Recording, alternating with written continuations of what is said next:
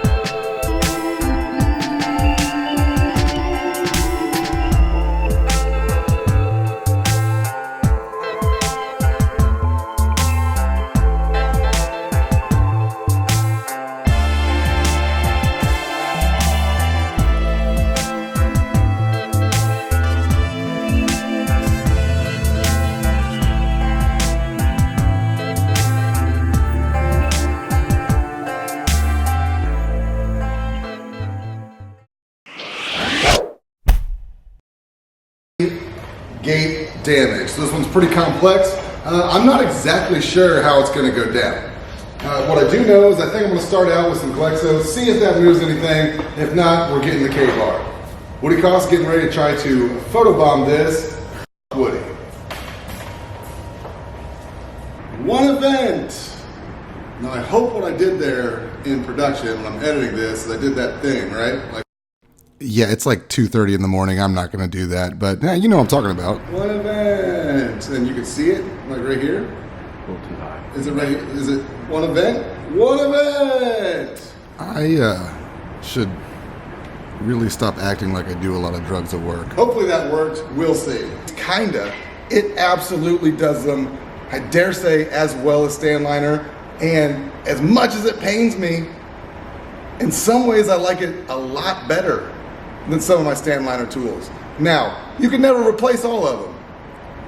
But I say this tool can absolutely take the place of maybe 3 different Stanliner tools.